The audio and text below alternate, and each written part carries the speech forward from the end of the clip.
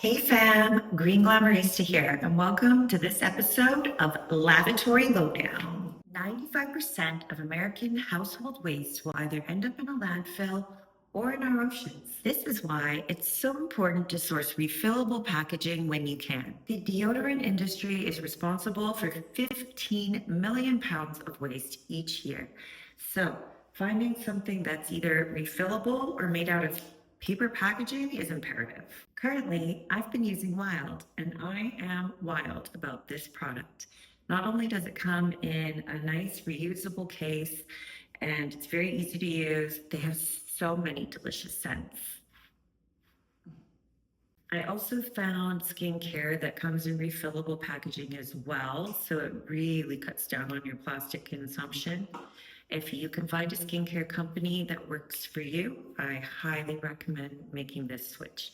I'm using SkinFix. Now let's talk razors. 5 billion of these are tossed out annually, and because they're usually made out of mixed materials, they will end up in a landfill or incinerated.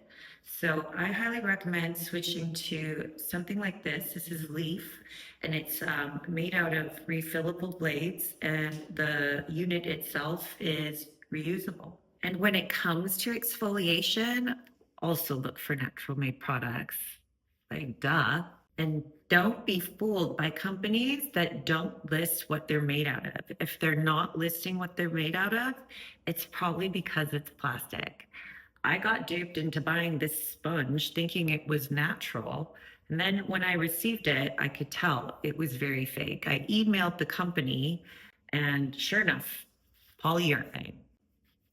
Why they made it look like this, you can guess. I'd be remiss if I didn't bring up toothbrushes. So if you are feeling au naturel, opt for a bamboo brand like this one, or Better and Better and Sustainable Tomorrow also make bamboo electric brushes. Or you can opt for my personal favorite, Surrey. It's got an aluminum body and it's made out of recyclable plant-based brush heads. All you bathing beauties out there, I really hope you like bars because that is the best way to eliminate plastic consumption. So either keep it old school with a bar soap, and also they make bars for shampoo and conditioner now. A few of the brands that I really liked are Viori, Earthling Company, and Kitsch.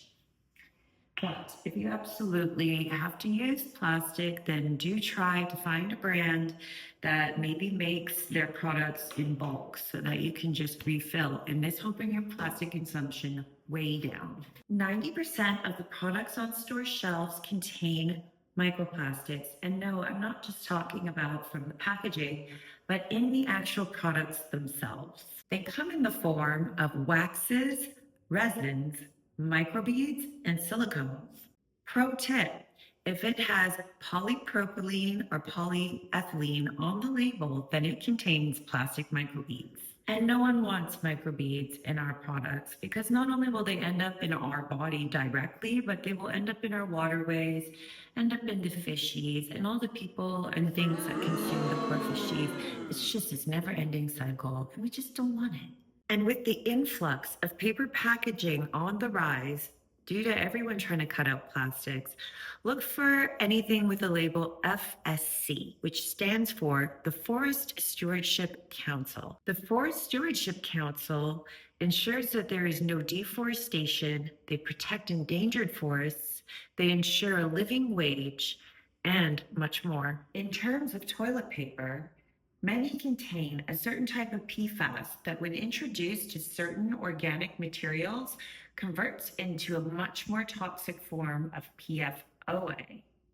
This is not just harmful to the environment, but it's very harmful to us too. And if you're looking for a more sustainable and non-toxic solution, try Seedling by Grove or Who Gives a Crap. Who Gives a Crap is B Corp certified, and they donate 50% of their profits to clean water and sanitation nonprofits. So it feels good on your tush and on your conscience.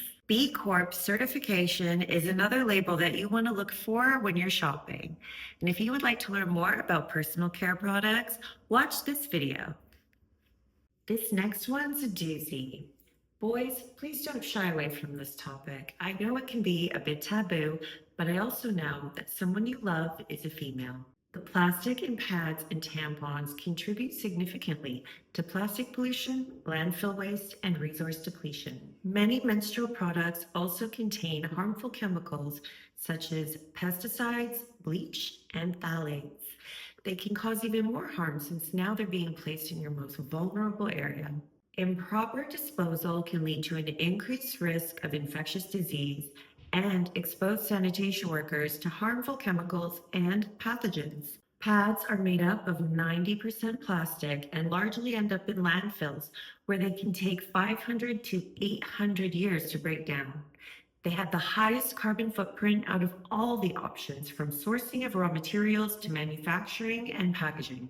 However, single-use tampons aren't great either, especially if they have a plastic applicator. The average menstruator will use somewhere between 5,000 and 15,000 menstrual products in their lifetime, as well as consuming up to 400 pounds in packaging waste. Opt for reusable products like cups and period underwear, or a combination of both. Or, at the very least, try to find products that are biodegradable and non toxic. Regardless of which option you choose, always make sure that you dispose of these items properly and never flush them down the toilet, where they can end up harming our marine environments. And that is the lowdown on all things lavatory. I hope you learned something new. And if you did, please like and subscribe for more. And remember, if it's good for the planet, it's good for you too.